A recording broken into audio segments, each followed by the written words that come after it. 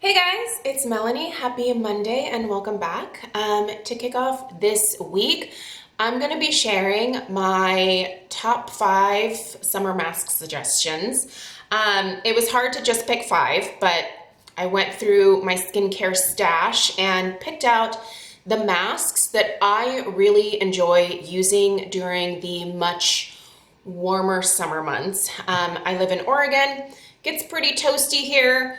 Also, when the weather heats up, I find that my oil production also heats up. So I have to change up my skincare a little bit, and I go from using mostly exclusively hydrating masks to using masks that have some nice exfoliators in them, some masks that have some clay-based properties to pull out a little bit of that excess oil.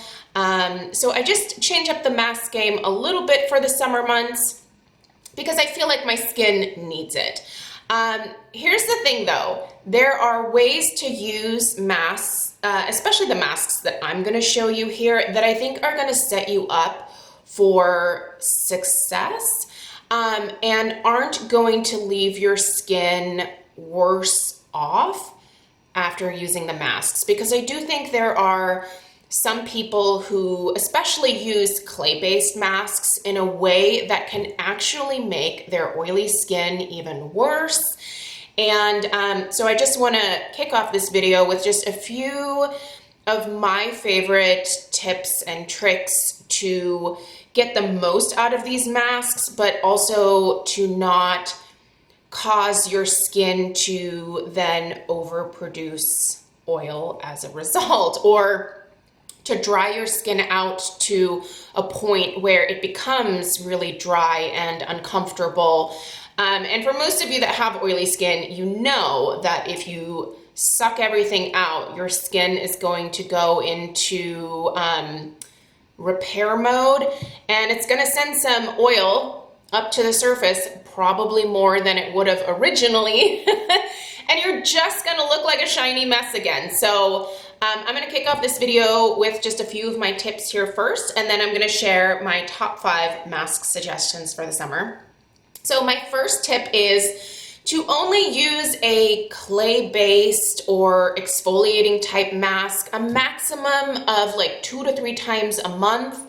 I think if you are using a clay-based mask every few days, you're doing a disservice to your skin. You are pulling out way too much of that oil. It is going to make your skin go into oil production overdrive. I know this because I spent years doing this. I would get whatever clay-based mask that I could find. Back in the day, it was the Queen Helene Mint Julep mask. Do you guys remember that bad boy? Oh man, when that dried on your face, like you could just tell everything came out, like everything. And as soon as I would take it off, I would go in with a much harsher toner than I should have, and that would be it. I'd be like, great, got all the oil out, happy, good to go. The next day, my skin was oilier than it was before I even did the mask, and it was just this vicious cycle. So don't use clay-based masks too often. I think once a week is a delightful treat. Maybe every Sunday night you do a nice clay-based mask and you're good, right? So another tip is to not leave the mask on your skin for more than 10 minutes. With some of my other masks, my hydrating masks, I will leave them on for 15 to 20 minutes. I mean, some of my sheet masks, I just, will lay there for like a half hour with those on my face. I don't do that with masks that are exfoliators or masks that, again, are clay-based that tend to dry on the skin and pull things out. 10 minutes is all I give it, and then I remove the mask, whether it is fully dried or whether it's, still wet looking on my face. It comes off after 10 minutes. And I think that helps with, pulling a little bit of that oil out, but not overdoing it. Also, it is very important to hydrate and nourish your skin after using a clay-based or exfoliating mask. I think it's really nice to go in with just a really nice lightweight moisturizer. The Isntree green tea fresh emulsion would be perfect for something like this. Or whatever moisturizer you love. Use whatever you love, but moisturize your skin afterwards. If you're too afraid to do anything too terribly heavy, use a couple of lightweight hydrating serums and press those into the skin.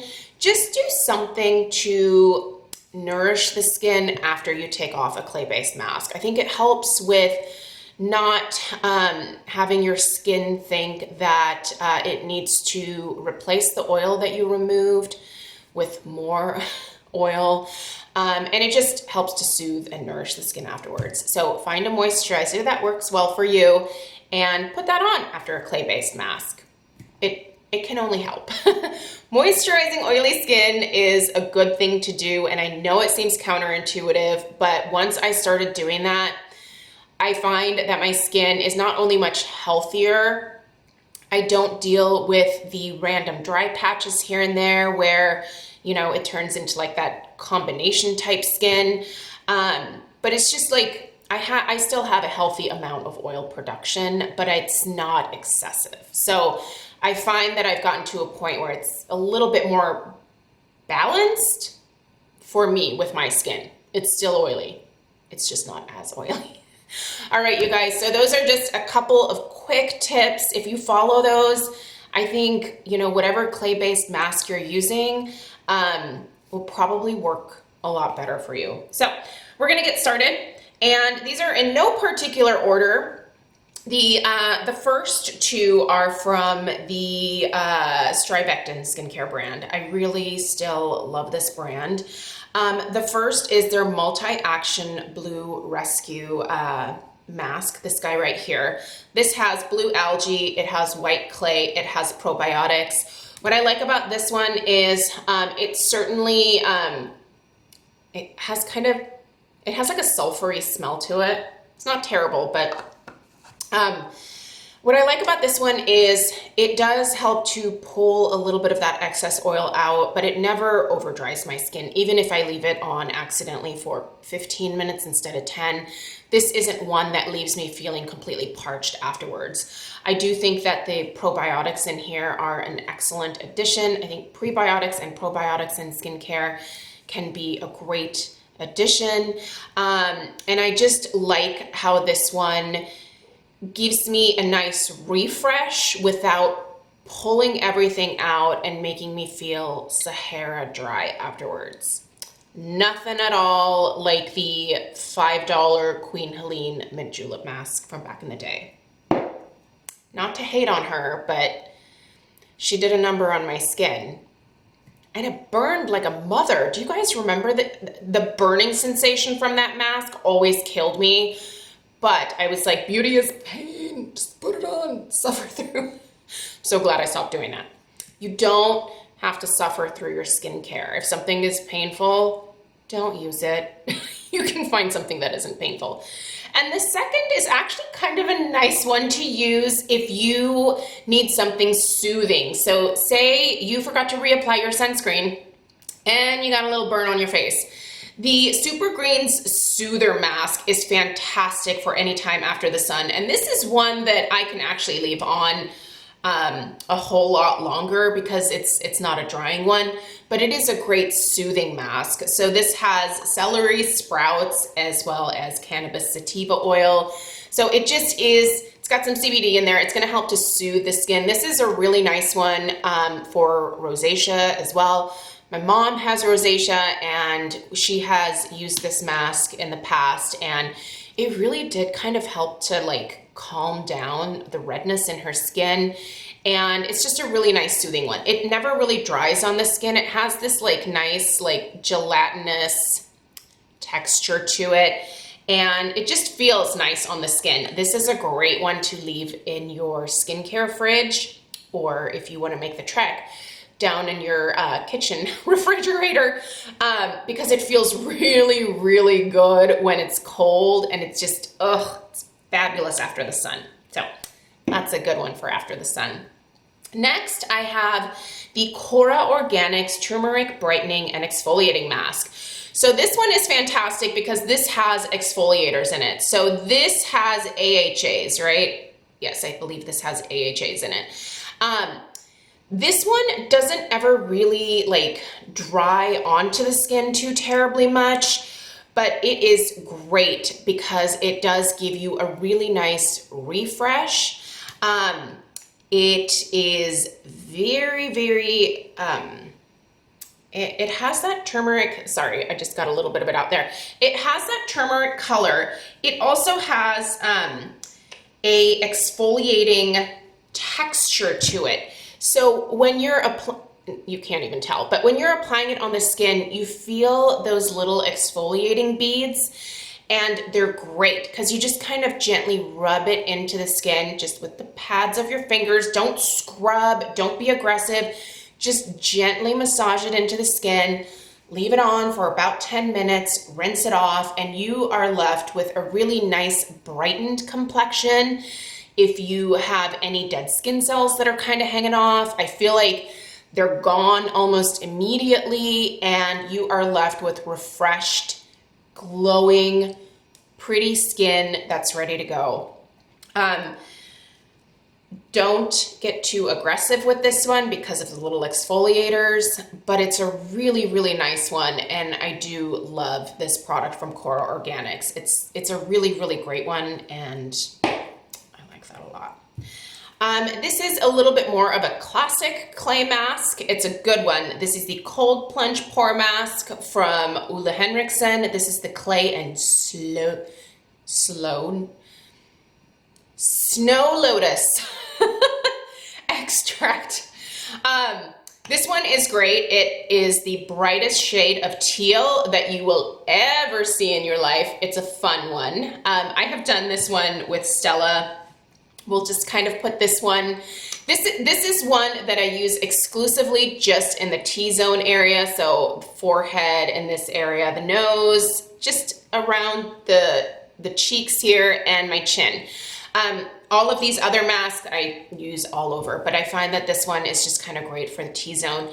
It sort of refreshes everything. It doesn't dry down too much. I don't feel like it dries my skin out. And again, it's just a really nice refresh if you feel like you need some stuff pulled out, if you're dealing with some breakouts, if you're dealing with some sebaceous filaments or blackheads. This is a really, really nice one. And the color is kind of fun too. Stella really likes that one. And then I also have, I don't know, I feel like Andalu Naturals for me is a drugstore brand. You can find Andalu Naturals at Ulta. It's also at a lot of like places like iHerb and probably Vitacost, places like that. So you can get this in a lot of different places. I will link all of these down below if you want to go read up more about them or check out the ingredients like a little bit more in depth. I'll put the links down there. But this is the Andalu Naturals Canicel Detox Mask. This one is great. They tell you to leave it on for 10 to 20 minutes. I just leave it on for about 10 minutes. This one here, it actually got me started with, just because they had it on the instructions, and I should have probably put this in the tips section earlier, but they tell you to put this on dry or damp skin. If you put a clay-based mask on dry skin, I feel like it almost sucks out more oil. If you apply all of these masks, well, this one, the Super Greens Soother, I don't think you have to worry about this as much, but with these other ones, if you put them on damp skin, so wash your face, just kind of pat your face dry, like with your fingers, just, you know, kind of do this little number, get away a lot of that like excess water, but leave your skin damp and then put your mask on over top. I think it helps the mask not to like pull out too much stuff.